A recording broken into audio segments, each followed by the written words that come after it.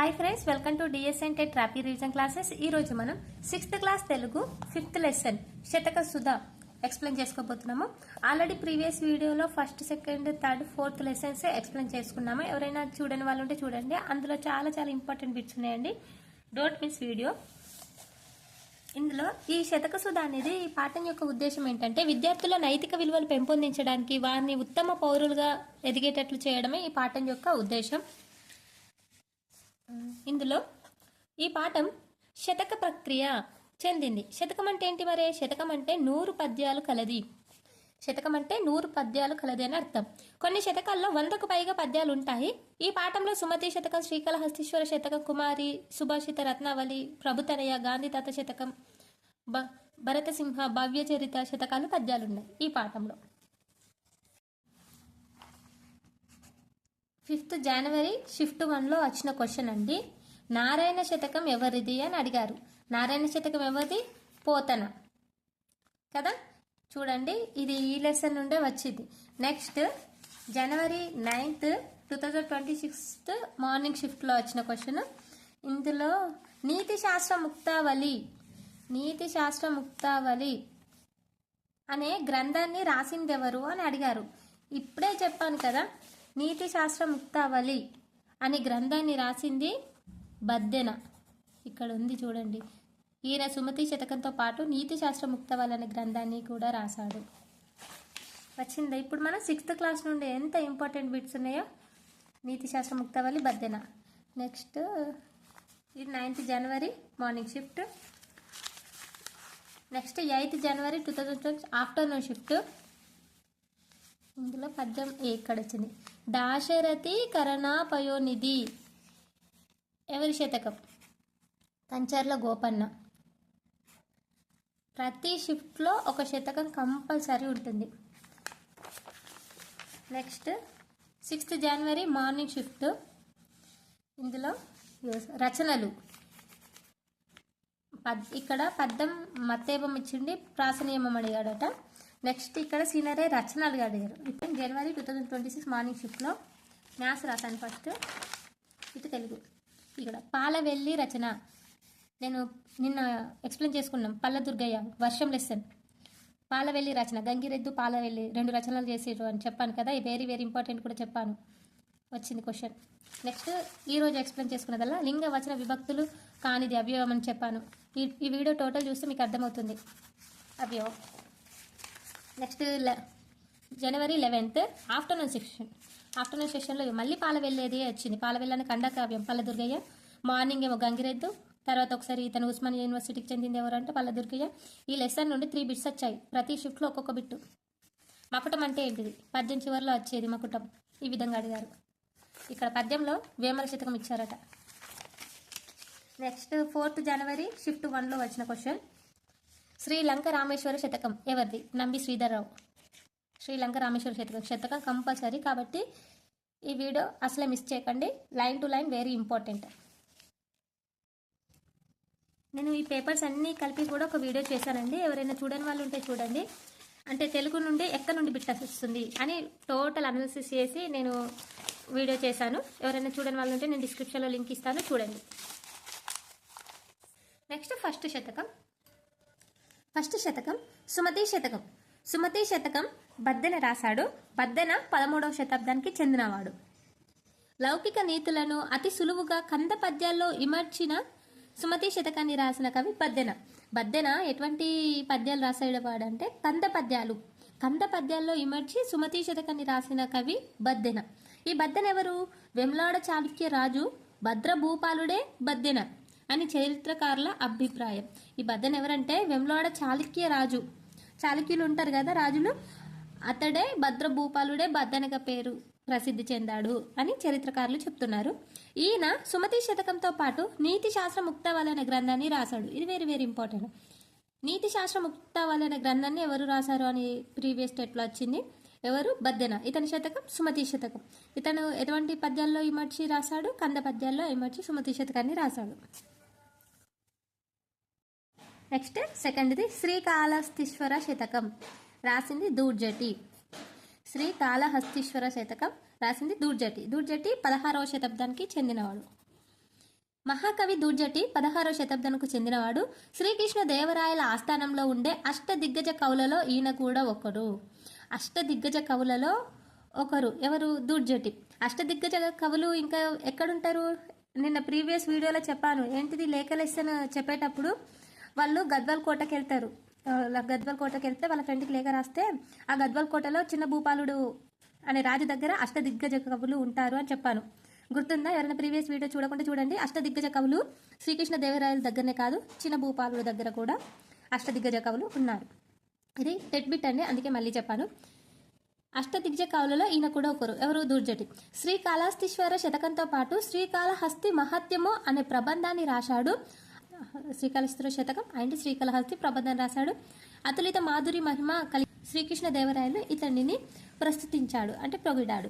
శ్రీ అంటే ఎవరు? మరి ఇక్కడ శ్రీకాళహస్తీశ్వర శతకం ఉంది. శ్రీ అంటే ఏంటి? కాళ అంటే ఏంటి? హస్తి అంటే ఏంటి? ఎవరికైనా తెలుసా? తెలిస్తే కామెంట్లో తెలియజేయండి. శ్రీ అంటే చెప్పాలా నేను? మీరు చెప్తారా? శ్రీ అంటే సాలెపురుగు, కాళ అంటే నాగుంబాము, హస్తి అంటే ఏనుగు. ఓకే, శ్రీ అంటే సాలెపురుగు, కాళ అంటే పాము, హస్తి అంటే ఏనుగు. శ్రీకాళహస్తీశ్వర శతకం అంటారు. థర్డ్ది కుమారి శతకం. కుమారి శతకం చాలా ఇంపార్టెంట్ అండి, ఎందుకంటే 2024 టెట్లో వచ్చింది, టీజీ టెట్లో వచ్చింది. కుమార శతకం అని ఇచ్చారు. కుమార శతకం, కుమారి శతకం రాసింది ఫంకి వెంకట నరసింహ కవి. ఇది గుర్తుంచుకోండి, వెరీ వెరీ ఇంపార్టెంట్. టెట్లో వచ్చింది కాబట్టి నేను మరీ చెప్తున్నాను. ఫక్కి వెంకట నరసింహ కవి రాసిన కుమారి శతకం తెలుగు శతకాల్లో ప్రసిద్ధమైనది. చిన్న చిన్న పదాలతో ఆధునిక సమాజానికి అవసరమైన నీతులను వెంకట నరసింహ కవి సులభ రీతిలో చెప్పాడు. చిన్న చిన్న పదాల ఆధునిక సమాజానికి అవసరమైన నీతులను వెంకట కవి సులభంగా చెప్పాడు అని. ఇక్కడ ఇంపార్టెంట్ ఏంటంటే కుమార శతకం రచించింది ఎవరు? ఫంకి వెంకట నరసింహ కవి. ఓకే, ఇది ఇంపార్టెంట్. ఇతను 17వ శతాబ్దానికి చెందినవాడు. ఫోర్త్ది సుభాషిత రత్నావళి. సుభాషిత రత్నావళి ఎవరు రాశారు? ఏనుగు లక్ష్మణ కవి. సుభాషిత రత్నావళి అనే శతకం రాసింది ఏనుగు లక్ష్మణ కవి. ఈయనే 18వ శతాబ్దానికి చెందినవాడు. సంస్కృతంలో భర్తృహరి రాసిన సుభాషిత త్రిశతి తెలుగులో అనువదించిన కవులలో ఏనుగు లక్ష్మణ కవి ఒకడు. సంస్కృతంలో భర్తృహరి రాసిన సుభాషిత త్రిశతి తెలుగులో అనువదించిన కవులలో ఏనుగు లక్ష్మణ కవి ఒకడు. ఈయన పెద్దాపురం సంస్థానంలోని పెద్దాడ గ్రామ నివాసి. పెద్దాపురం సంస్థానంలో పెద్దాడ గ్రామ నివాసి. సుభాషిత రత్నావళితో పాటు రామేశ్వర మహత్యము, విశ్వామిత్ర చరిత్రము, గంగా మహత్యము మొదలైన రచనలు రాశాడు. ఇందులో ఇది ఇంపార్టెంట్. ఇక్కడ ఫస్ట్ త్రిభాషిత త్రిశతిలో ఇతను ఒకడు. మళ్ళీ ఇతను ఏ రచనలు రాసిండు? రామేశ్వర మహత్యము, విశ్వామిత్ర చరిత్రము, గంగా మహత్యము. ఈ 3 చాలా ఇంపార్టెంట్. ఎవరు రాసిరని అడుగుతారు కాబట్టి మరి చూసుకోండి. మొదలైన రచనలు చేశాడు. ప్రజలు నాలుకపై నాట్యమాడే సులభమైన రమ్యమైన శైలిలో ఇతని పద్యాలు ఉంటాయి. ఇది కూడా వెరీ ఇంపార్టెంట్. ప్రజలు నాలుకపై నాట్యమాడే సులభమైన రమ్యమైన శైలిలో ఇతని పద్యాలు ఉంటాయి. ఎవరి పద్యాలు అని అడుగుతారు. ఎవరి? ఏనుగు లక్ష్మణ కవి. 18వ శతాబ్దానికి చెందినవాడు. నెక్స్ట్ 5th వన్ ప్రభుతనయ శతకం. ప్రభుతనయ శతకం కూడా ఇంపార్టెంట్. ప్రతిసారి టెట్లో శతకం ఇచ్చి ఎవరు రాశారని అడుగుతున్నారు. 2024లో కుమార శతకం ఇచ్చారు. 25-26లో కుమార శతకం, ఇది ప్రభుతనయ శతకం కూడా ఇచ్చారు కాబట్టి ఒకసారి చూసుకోండి. కౌకుంట్ల నారాయణరావు. ప్రభుతనయ శతకం కౌకుంట్ల నారాయణరావు. కౌకుంట్ల నారాయణరావు రంగారెడ్డి జిల్లాలోని కౌకుంట్ల గ్రామానికి చెందినవాడు. తనయ అనే మకుటంతో ఈయన రాసిన ప్రభుతనయ శతకం చాలా ప్రసిద్ధి చెందింది. తనయ అనే మకుటం. ప్రభుతనయ శతకంలో మకుటం ఏంటి? తనయ అనే మకుటంతో ఈయన రాసిన ప్రభుతనయ శతకం చాలా ప్రసిద్ధి చెందింది. ఇతని ఎక్కడ గ్రామం అంటే కౌకుంట్ల. అతని ఇంటి పేరే ఇక్కడ ఇంటి పేరుగా పెట్టేసుకున్నాడు గ్రామాన్ని, కౌకుంట్ల. ఓకే, రంగారెడ్డి జిల్లా. వెరీ వెరీ ఇంపార్టెంట్ గాంధీ తాత శతకం. గాంధీ తాత శతకం రాసింది శిరశెనగల్ కృష్ణమాచార్యులు. శిరశెనగల్ కృష్ణమాచార్యులు నిజామాబాద్ జిల్లా మోర్తాండ్లో జన్మించాడు. కొరుట్లలో స్థిర నివాసం ఏర్పరచుకున్నాడు. ప్రముఖ శతావధానిగా పేరు పొందాడు. Very very important. ప్రముఖ శతావధాని పేరు పొందాడు. ఈయన కళాశాల అభ్యుదయం, రామానుజ చరిత్ర, చిత్ర ప్రబంధం అనే రచనలతో పాటు రత్నమాల అనే ఖండకావ్యాన్ని రాశాడు. ఈయన అభినవ కాళిదాస్ అనే బిరుదు పొందాడు. Very very important. ఇతను శిరశనగల కృష్ణమాచార్య. ఎక్కడ? మోర్తాడ్లో జన్మించాడు, నిజామాబాద్ జిల్లా. కొరుట్లలో స్థిర నివాసం ఉన్నాడు. అంటే ఇక్కడికి వచ్చి స్థిర నివాసం ఉన్నాడు అన్నట్టు, తెలంగాణ. ప్రముఖ శతావధానిగా పేరు పొందాడు. ఇతను ప్రముఖ శతావధానిగా పేరు పొందాడు. ఈయన కళాశాల అభ్యుదయం, రామానుజ చరిత్ర, చిత్ర ప్రబంధం, ఇవి 3 చాలా ఇంపార్టెంట్. కళాశాల అభ్యుదయం, రామానుజ చరిత్రం, రామానుజ చరితం, చిత్ర ప్రబంధం అనే రచనలతో పాటు రత్నమాల అనే ఖండకావ్యాన్ని రాశాడు.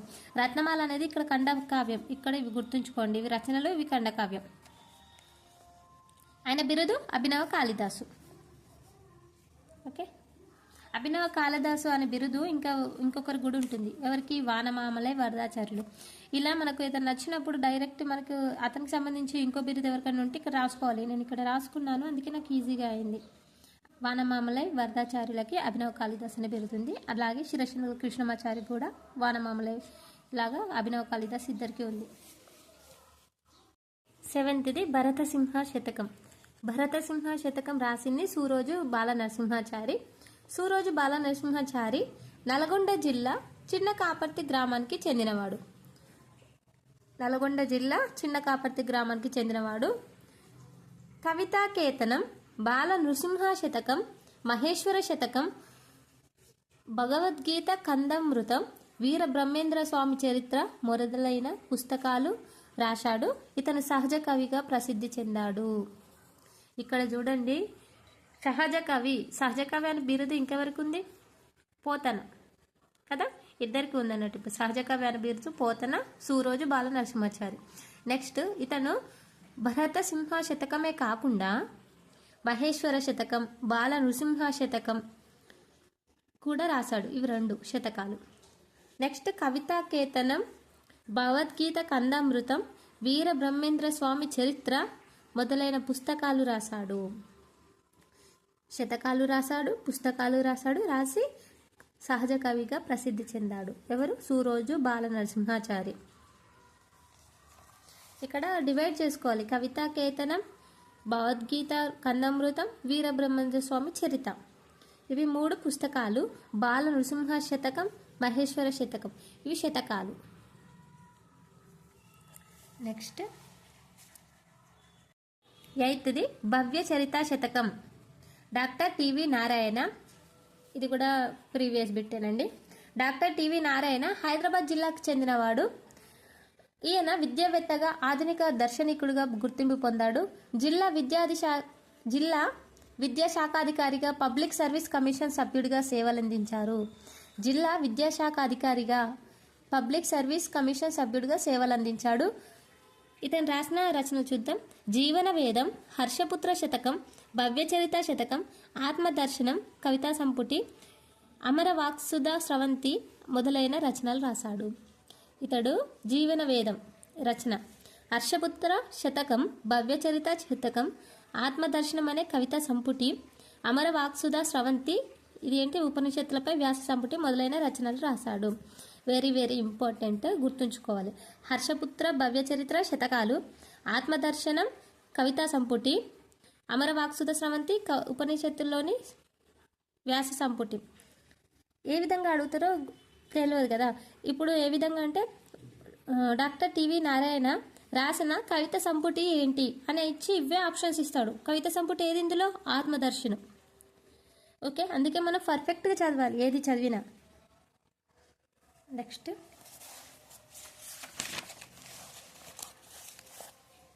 సుధాలో కవి పరిచయమే కాకుండా ఇలా పద్యాలు ఇచ్చి కూడా ఏ కవి రాశాడు అని కూడా అడుగుతారు. కాబట్టి ఇది కూడా మనం డీటెయిల్గా చూసుకుందాం. ఎందుకంటే ప్రీవియస్ ఇటువంటి క్వశ్చన్స్ కూడా ఇచ్చారు, అందుకే నేను మళ్ళీ చెప్తున్నాను. కందపద్యం. పరనారి సోదరుడై పరధనమున కాసపడక పరులకు హితుడై అని రాసింది ఎవరు? ఇది ఏ శతకం అని అడుగుతారు. పరనారి సోదరుడై పరధనమున కాసపడక పరులకు హితుడై, పరులు ధనం బొగడ నెగడం, బరుల వెలిగిన నలుగుడతడు పరమును సుమతి. సుమతి శతకం అంటే బద్దెన అని తెలిసిపోతుంది కాబట్టి వాళ్ళు ఫస్ట్ 2 లైన్సే ఇస్తారు. కాబట్టి మనం గుర్తుంచుకోవాలి. పరనారి సోదరుడు ఎవరు? బద్దెన. ఈ విధంగా గుర్తుంచుకోండి. నేను ఇలా గుర్తుంచుకున్నాను. పరనారి సోదరుడు బద్దెన. నెక్స్ట్ ఇది మత్తేబం. కొడుకులు పుట్టారంచు నెత్తు రవి వేకులు జీవన భ్రాతుల్లే రాసిన కవి ఎవరు? ఇది ఏ శతకం? ఇది శ్రీకాళహస్తీశ్వర శతకం. శ్రీకాళహస్తీశ్వర శతకం రాసింది దూర్జటి. ఇక్కడ చూడండి, కొడుకులు పుట్టారంటున్నాడు ఎవరు? దూర్జటి. మీ ఇష్టం, ఏ విధంగానైనా కోడ్ పెట్టుకోండి, కానీ గుర్తుంచుకునేటట్టు ఉండండి. కొడుకులు పుట్టారంచు దూర్జటి. కంద పద్యం మళ్ళీ. చెప్పకు చేసిన మేలు చెప్పకు చేసిన మేలు నొకప్పుడైనా గాని దాని హర్షింపరుగా అని రాసింది ఎవరు?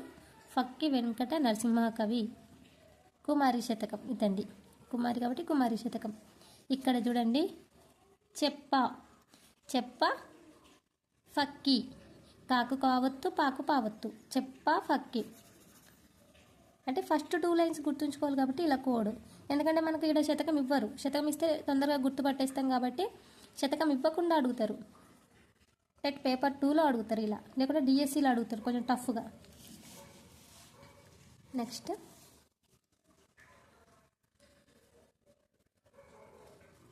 నీరము తప్త లోహమున నిలిచి యానమకమై నశించునా. నీరము అంటే నీరు, తప్త లోహము అంటే ఇనుము, నిలిచి యానమకమై నశించునా అని రాసింది ఏనుగు లక్ష్మణ కవి. నీరము అని వచ్చినప్పుడే ఏనుగు, నీరము నీళ్ళలో ఉంటుంది ఏనుగు అని గుర్తుంచుకోండి. నీరము ఏనుగు లక్ష్మణ కవి. కంద పద్యం. వాదంబులాడకెప్పుడు మోదంబున నిన్ను నీవు మురిసిన గనుమికన్. వాదంబులాడకెప్పుడు వాదంబులాడకెప్పుడు మోదంబున నిన్ను నీవు మురిసి గనుమికన్ అని రాసింది కౌకుంట్ల నారాయణరావు. ఓకే, కౌకుంట్ల నారాయణరావు వాదంబులాడకు. నెక్స్ట్ మళ్ళీ కంద పద్యమే. మానవుడే మాధవుడుండు జ్ఞానంబున ప్రజాసేవ సలుపు మదియే. శిరశనగల్ కృష్ణమాచార్యుడు. మానవుడే శిరశనగల్ కృష్ణమాచార్య. నొసట వెక్కిరించి నోట నవ్వును చూపి సూరోజు బాలనరసింహారావు. నొసట వెక్కిరించి నోట నవ్వు చూపి రాసింది సూరోజు బాలనరసింహారావు. తప్పు చేసి కూడా తమదగు తప్పును కప్పిపుచ్చువారు కలుషితమవులు. Doctor TV Narayanarao. ఇక్కడ రాసింది టీవీ నారాయణ. ఇక్కడ కోడ్ ఏంటంటే టీవీ చూస్తూ తప్పు చేసి కూడా తమదగు తప్పు పుచ్చుకుంటున్నారు, కప్పిపుచ్చుకుంటున్నారు. టీవీ చూస్తూ అని గుర్తుంచుకోండి. అంటే అండి ఇందులో సొంత వాక్యాలు ఇచ్చారు. మానవునికి మోదమే బలాన్ని కలిగిస్తుంది. మోదం అంటే సంతోషం.